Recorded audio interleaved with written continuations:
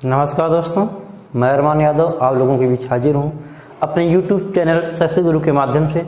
दोस्तों, पिछले वीडियो में हम लोगों ने ऋग्वैदिक काल के बारे में पढ़ा था। मतलब वैदिक काल हम लोग पढ़ रहे थे। वैदिक काल के अंतर्गत किसका अध्ययन किया था? ऋग्वैदिक काल का अध्ययन किया था। आज हम लोग वैदिक काल में या वैदिक सभ्यता में उत्तर वैदिक काल के बारे में पढ़ते हैं। आपको पता है वैदिक सभ्यता जो आपकी थी 1500 ईसा पूर्व से लेकर के कब तक थी? 600 ईसा पूर्व। इसमें हम बात करते हैं तो दो भागों में बांटा गया था, ऋग्वैदिक काल और उत्तर वैदिक काल। ऋग्वैदिक काल हमारा 1500 ईसा पूर्व से 1000 ईसा पूर्व और उत्तर वैदिक काल हमारा 1000 ईसा पूर्व से 600 ईसा पूर्व। आज हम लोग उत्तर वैदिक काल के बारे में पढ़ेंगे, उन क्वेश्चन के बारे में पढ़ेंगे जो पेपर में पूछे आते हैं। उत्तर वैदिक काल से क्वेश्चन आते हैं। आपको पता है ऋग्वैदिक काल में हमारे जो वर्ण व्यवस्था के बारे में हम लोगों ने पढ़ा था कि ब्राह्मण, क्षत्रिय, वैश्य, शूद्र, इन 4 वर्णों में समाज बटा हुआ था। एक बात को ध्यान देना, जब ऋग्वैदिक काल था तो जो वर्ण व्यवस्था थी वो कर्म आधारित थी। कैसी थी?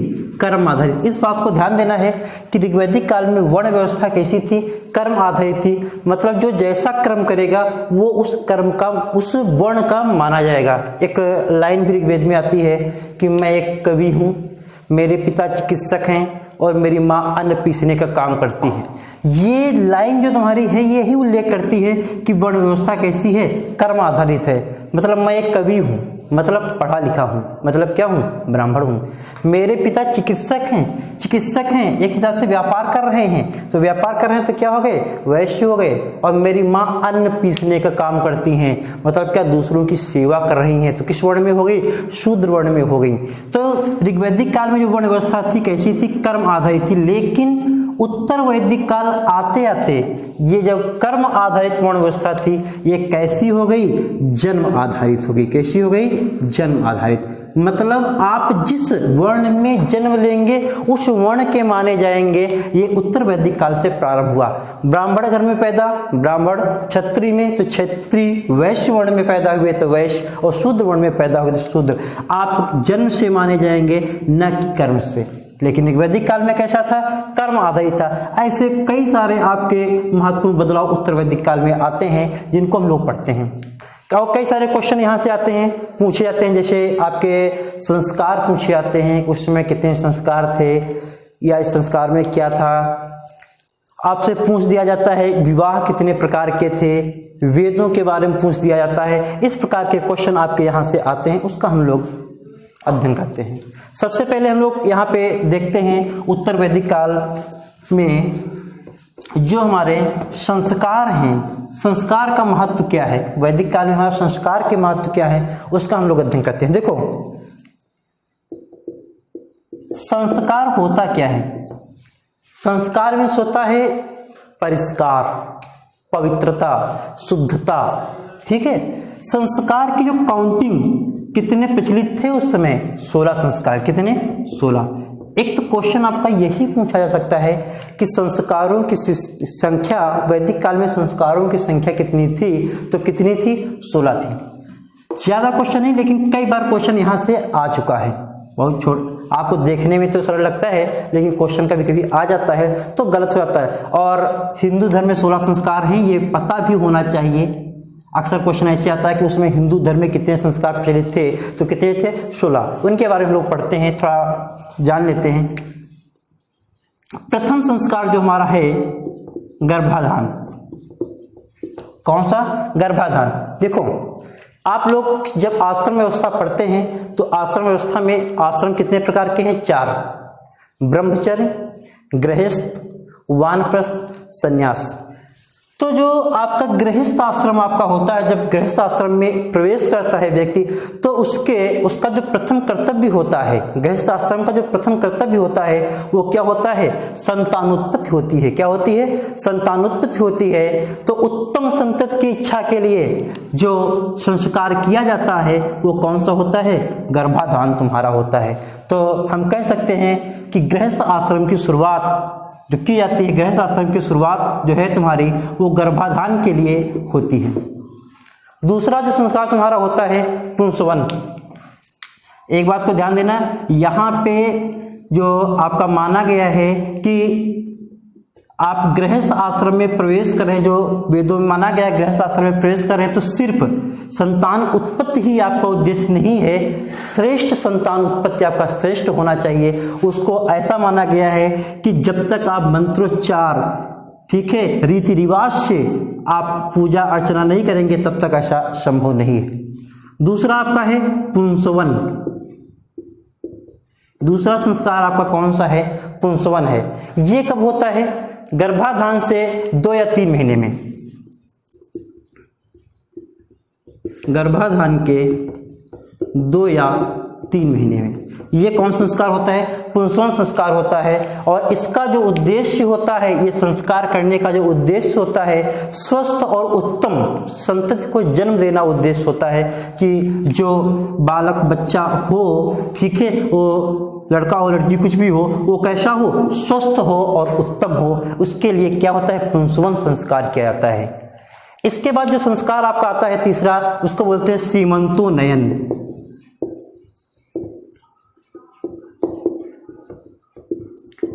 सीमंतोन्नयन संस्कार जो तुम्हारा होता है, सीमंतोन्नयन का जो शाब्दिक अर्थ होता है वो अर्थ होता है सौभाग्य संपन्न होना। इसका अर्थ क्या है? शाब्दिक अर्थ होता है सौभाग्य संपन्न।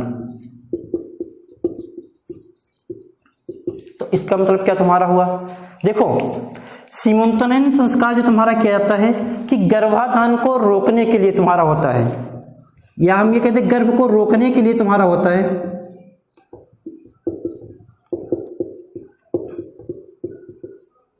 जिसको इंग्लिश में एबॉर्शन बोलते हैं कि एबॉर्शन ना होने पाए, ठीक है। गर्भ को रोकने के लिए जो तुम्हारा होता है संस्कार, उसको बोलते हैं सीमंतोन्नयन तुम्हारा बोला जाता है। इसमें क्या होता है? गर्भवती महिला को जो है प्रसन्न रखने की कोशिश की जाती है।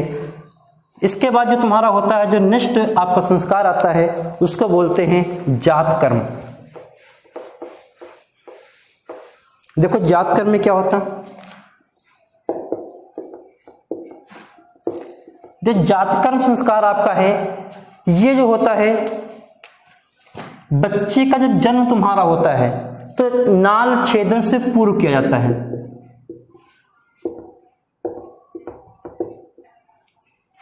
आपको पता होगा कि जब बच्चे का जन्म होता है वो जुड़ा होता है, एक नाल के द्वारा जुड़ा हुआ होता है। उसके पूर्व ये जो तुम्हारा संस्कार किया जाता है वो जातकर्म संस्कार किया जाता है। इसमें विशेष मंत्रों एवं विधियों से किया जाता है। जो इसमें पिता जो होता है यज्ञ वगैरह करता है, घी और शहद के द्वारा इस प्रकार से होता है। एक कामना की जाती है कि बच्चा जो है स्वस्थ, बलवान और बुद्धिमान हो, इसलिए जातकर्म संस्कार किया जाता है।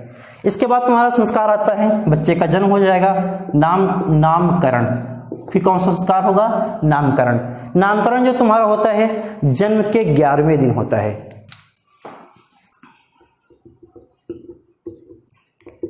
जन्म के 11वें दिन जो तुम्हारा होता है नामकरण होता है। नाम भी बाकायदा सोच विचार करके ही रखा जाता है, ठीक है। आप लोग अक्सर देखते होंगे बच्चों के नाम क्या होते हैं, पहले देखा जाता है कि किस दिन, किस समय, किस घड़ी पैदा हुआ है, उस अकॉर्डिंग उसका नाम होता है।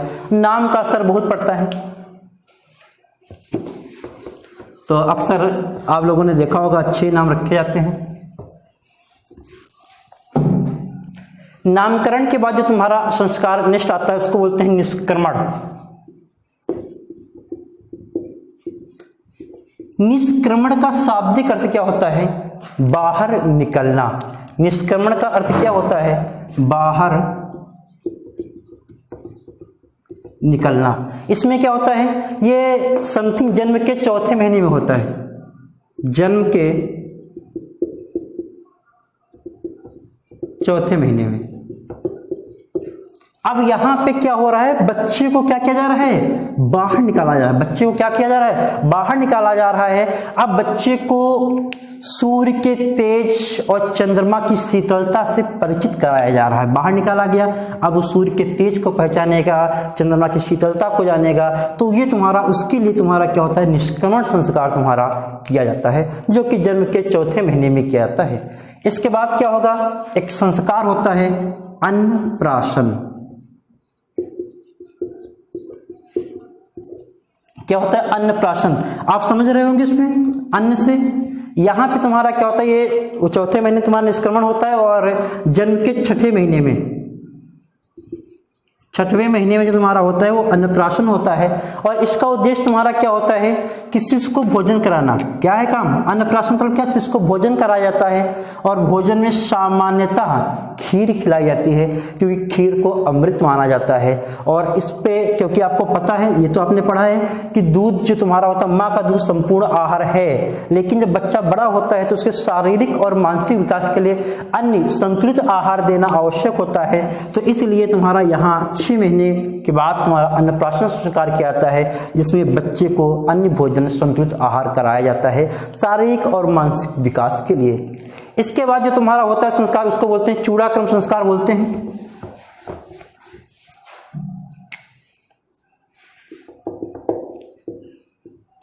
चूड़ाक्रम, चूड़ाक्रम तुम्हारा क्या होता है, चूड़ाक्रम को बोलते हैं मुंडन। क्या बोलते हैं, मुंडन।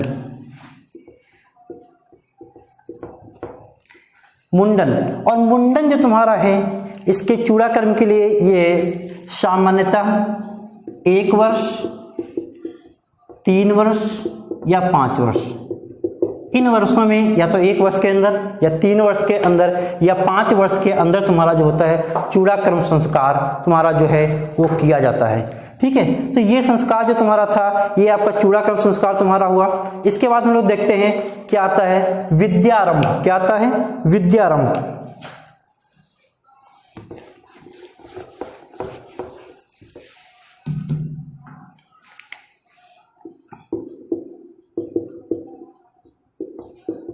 हाँ, अब बात आई विद्यारंभ की, तो यहां से तुम्हारा क्या हो रहा है, विद्या का प्रारंभ किया जा रहा है। तो विद्यारंभ संस्कार तुम्हारा हो रहा है। यहाँ पे बालक को अध्ययन कराने से पहले क्या होता है, घर में कुछ शब्द या मौखिक ओरल ऐसे पढ़ाना स्टार्ट किया जाता है, वो तुम्हारा क्या होता है, विद्यारंभ संस्कार होता है। विद्यारंभ में होता क्या कि जैसे हम मान लें कि हम लोग जब वर्तमान समय में स्कूल जाने वाले होते हैं, उसके पहले ही घर में क्या होता है, घर में सब पढ़ा दिया जाता है, बेटा A for Apple, B for ball, ये बफेलो है, ये काऊ है, ये इस प्रकार का क्या हमको ओरल ज्ञान पहले ही दे दिया जाता है। तो वेदाध्ययन के पहले या वेदों के अध्ययन से पहले घर में जो शिक्षा दी जाती थी विद्यारंभ माना जाता था, वो उसको अक्षर बोध करा दिया जाता था पहले ही स्कूल जाने के पहले। इसके बाद जो संस्कार तुम्हारा होता है कर्ण वेधन। आपने अधिकांश देखा होगा प्राचीन काल में सबके कान छिदे होते थे। वर्तमान समय में तो लड़कियों के होते हैं, लड़कों के तो अधिकांश लड़कों के नहीं होते हैं, हमारे खुद ही नहीं है।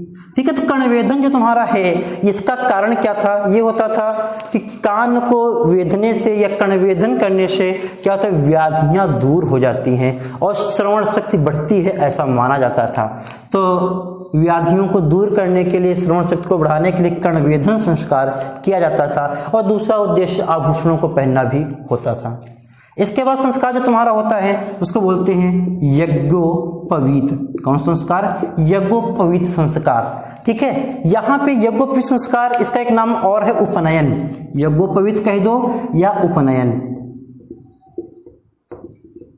यहां से क्वेश्चन तुम्हारा पूछाता है, इसमें क्या होता था, बालक को ब्रह्मचर्य की दीक्षा दी जाती थी। ठीक है, अब ये सामाजिक जीवन के साथ साथ यहाँ से जब ये उपनयन संस्कार उसका हो जाता था, तब यहाँ से उसका क्या ब्रह्मचर्य जीवन स्टार्ट होता था। वही जो आपका 25 ईयर्स तक चलता था। ऐसा नहीं 25 तक ही चलेगा, कुछ लोग उसके बाद भी चलाते थे, लेकिन सामान्यतः 25 तक चलता था। उसके बाद गृहस्थ आश्रम तुम्हारा शुरू हो जाता था।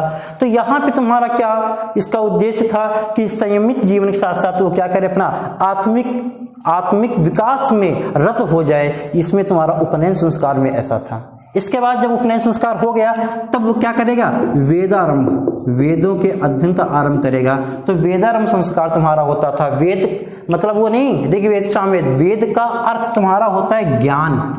वेद का अर्थ क्या तुम्हारा होता है, ज्ञान होता है। मतलब अपने अंदर ज्ञान को समाविष्ट करना यहाँ से प्रारंभ कर देता था जब उसका वेदारंभ संस्कार शुरू हो जाता था। अब जब ये शिक्षा खत्म, आप जैसे देखते हैं कि कक्षा 1 में एडमिशन लिया मान लो कहीं पे, वहां से प्रारंभ हो गया, फिर जब तुम्हारा हो गई डिग्री वगैरह, ग्रेजुएशन हो गया, तो उसके बाद तुम्हारा क्या हो गया, वहां से डिग्री मिल गई कि हाँ आप ग्रेजुएट हो गए, चलो काम खत्म तुम्हारा। उसी प्रकार से जब वेदारंभ तुम्हारा हो जाता था, उसके बाद जब अंतिम वहां पे जब पढ़ाई खत्म हो जाती थी तो एक संस्कार होता था केशांत। केशांत यहाँ पे क्या होता था, जब बालक वेद पुराणों में पारंगत हो जाता था तो उसके बाद उसको बाल बनवा दिए जाते थे, साफ करवा दिए जाते थे, स्नान वगैरह कर दिया जाता था और स्नातक की उपाधि दे दी जाते थे यहाँ पे केशांत में, और गुरुकुल से विदाई कर दिए जाते थे और कह दिया जाता था कि आप अब गृहस्थ जीवन में प्रवेश करने के योग्य हो चुके हैं या कर सकते हैं। एक संस्कार तुम्हारा होता है समावर्तन। समावर्तन, इसमें क्या होता था, यज्ञोपवीत के समय जो आप लोगों ने देखा था वो ब्रह्मचर्य जीवन प्रारंभ करते हैं। उपनयन संस्कार में क्या होता था, ब्रह्मचर्य जीवन प्रारंभ करते थे, और समावर्तन से क्या होता था, उस ब्रह्मचर्य जीवन को त्याग करके यहाँ से ब्रह्मचर्य से क्या होता है, ब्रह्मचर्य के बाद गृहस्थ में प्रवेश करें। समावर्तन में ब्रह्मचर्य से गृहस्थ में प्रवेश के लिए जो संस्कार होता था वो कौन सा था, समावर्तन था।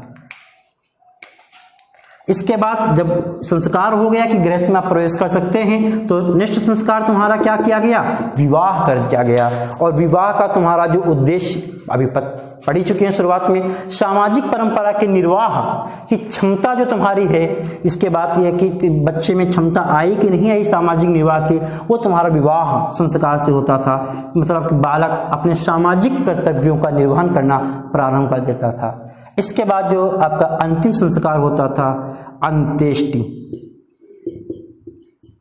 और अंत्येष्टि के बारे में पता है कि मृत शरीर की विधिवत क्रिया जो तुम्हारी है वो तुम्हारी क्या कहलाती थी, अंत्येष्टि संस्कार कहलाती थी। ऐसा माना जाता था कि जब तक क्रियाक्रम नहीं किए जाएंगे शरीर के बाकायदा, तब तक उनकी आत्मा तृप्त नहीं होगी और भटकती रहेगी। इसके बाद जो हम लोग संस्कार के बाद हम लोग नेक्स्ट टॉपिक पे आते हैं, विवाह पे आते हैं। संस्कारों की संख्या आपकी 16 है और विवाह जो तुम्हारे हैं वो कितने प्रकार के हैं, तो विवाह हमारे 8 हैं, उनके बारे में पढ़ते हैं।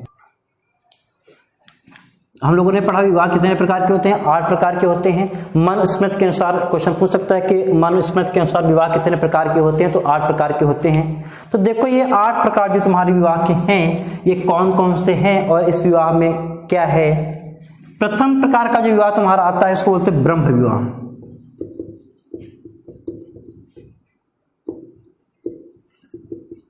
ब्रह्म विवाह जो तुम्हारा है सर्वोत्तम विवाह माना जाता था। इसमें होता क्या था इसको हम लोग समझ लेते हैं। इसमें कन्या का पिता जो होता था वो स्वयं वर का, योग्य वर का चुनाव करता था। कन्या का पिता योग्य वर का चुनाव करके उसको अपने घर बुलाता था। योग्य वर को चुनाव किया, अपने घर बुलाया। इसके बाद क्या हुआ, पूजा वगैरह की गई, जो वर्तमान में आप लोग देखते हैं अक्सर यही होता है। बारात लेके लड़के वाले जाते हैं, मतलब लड़का कन्या के घर जाता है, वहाँ बाकायदा उसकी पूजा वगैरह की जाती है। इसके बाद कन्या को सुसज्जित करके, आप लोग जैसा लोग जानते हैं यही चल रहा है, सुसज्जित करके क्या हो जाता है, उपहार के साथ भेज दिया जाता है। और वर्तमान समय में उपहार तो आप लोग देख ही रहे हो। अगर वर कहीं प्राइमरी टीचर है तो बलेनो से कम मांगेगा नहीं। उपहार में क्या आती है, बलेनो सीधे सीधे आती है। तो ये क्या होता है, सुसज्जित करके कन्या को बाकायदा उपहार के साथ क्या हुआ, सौंप दिया, कन्या को सौंप दिया, भेज दिया, विदा कर दिया। दूसरा विवाह जो तुम्हारा आता है उस विवाह को बोलते हैं दैव विवाह।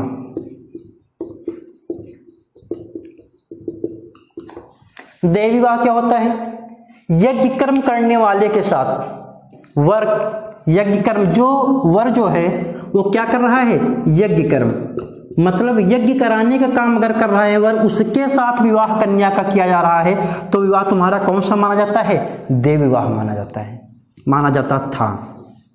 नेक्स्ट विवाह तुम्हारा आता है आर्ष विवाह। इसमें क्या होता था आर्ष विवाह में, देखो इसमें आर्ष विवाह में कन्या के पिता को ध्यान देना है। अभी तक हमने देखा है कन्या का पिता वर को उपहार दे रहा है, जिसका रूप वर्तमान में दहेज के रूप में चालू हो गया है। वो उपहार था और ऐच्छिक उपहार होता था, अब तो जबरदस्ती भी ले लिया जाता है, तो कुछ लोग ले लेते हैं। आर्ष विवाह में तुम्हारा क्या होता था, कन्या के पिता को वर एक जोड़ी बैल या गाय देता था और बदले में कन्या से विवाह कर लेता था। वो तुम्हारा क्या था, आर्ष विवाह था, एक जोड़ी गाय या बैल। अब हम लोगों ने पढ़ा है कि वैदिक काल में गाय जो है वो बहुत ही, हम कह सकते हैं मूल्य के लिए गाय का ही प्रयोग किया जाता था, या गाय की ज़्यादा वैल्यू थी। तो गाय और बैल, क्योंकि जो आपके आर्य सभ्यता है, वैदिक सभ्यता हम लोगों ने पढ़ी है, वो लोग चरवाहे के रूप में आए थे, उन्हीं का महत्व था, गाय बैलों का ज़्यादा महत्व था। तो ये आर्ष विवाह तुम्हारा ऐसा था। एक विवाह तुम्हारा होता था प्रजापति विवाह।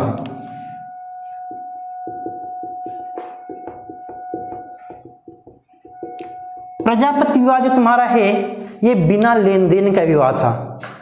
ये हमारे अकॉर्डिंग सबसे अच्छा विवाह होना चाहिए कि बिना लेन देन का विवाह जो तुम्हारा है वो कौन सा, प्रजापति विवाह।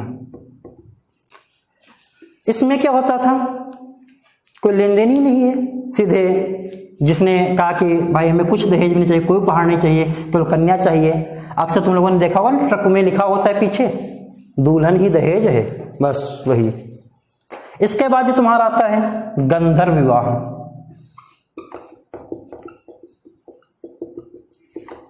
गंधर्व विवाह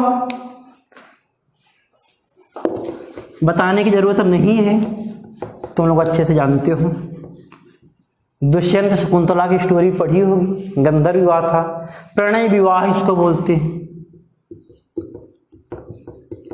या आप लोगों की भाषा में बोलें तो इसको लव मैरिज प्रेम विवाह कुछ भी कह सकते हैं। तो प्रणय विवाह या लव मैरिज प्रेम विवाह गंधर्व विवाह तुम्हारा ये क्या था, एक बात को ध्यान देना है, जो शुरुआत के हमने 4 विवाह बताए हैं वही समाज में मान्यता प्राप्त थे, इसके बाद जो है वो मान्यता प्राप्त नहीं थे।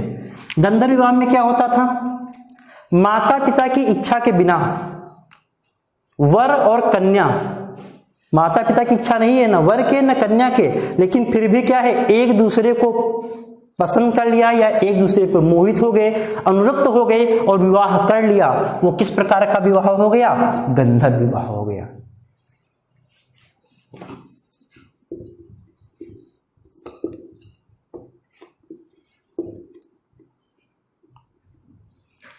असुर विवाह, असुर विवाह देखना ये निकृष्ट कोटि के हैं, बेकार वाले में तो समाज में मान्यता प्राप्त नहीं है।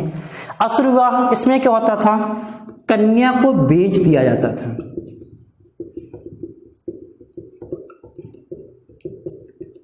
या दूसरे शब्दों में क्या है, कन्या को खरीद लिया जाता था। मतलब कन्या के पिता को पैसे दे करके या कुछ भी दिया, बदले में कन्या को ले लिया और उससे विवाह कर लिया, वो तुम्हारा क्या हो गया, असुर विवाह। कुछ क्षेत्रों में आज भी आपको पता है इस प्रकार के विवाह प्रचलित हैं जो असुर विवाह की श्रेणी में आते हैं। नेक्स्ट आपका आता है राक्षस विवाह।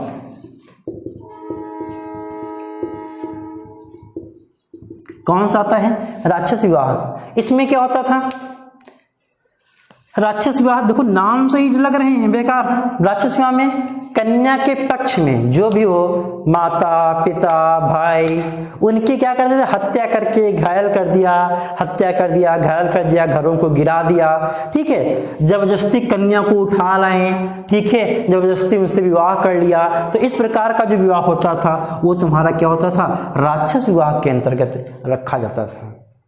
लास्ट आपका विवाह तुम्हारा आता है पैशाच विवाह। पैशाच विवाह में क्या था, धोखे से हम कह सकते हैं, अचेत, उसको सोती हुई, पागल, मदमत्त, ठीक है, इस प्रकार की अवस्था में अगर कन्या है तो उसके साथ, ठीक है, जबरदस्ती विवाह कर लेना, उसको पता न चले, ठीक है, विवाह कर लेना जो तुम्हारा था वो पैशाच विवाह के अंतर्गत आता था। ठीक है, ये हमारे 8 प्रकार के विवाह हैं जिनको मनुस्मृति में आपका उल्लेख किया गया है। अगर दोस्तों हमारा ये वीडियो आपको अच्छा लगा हो तो आप इसे लाइक, शेयर और सब्सक्राइब करें। धन्यवाद।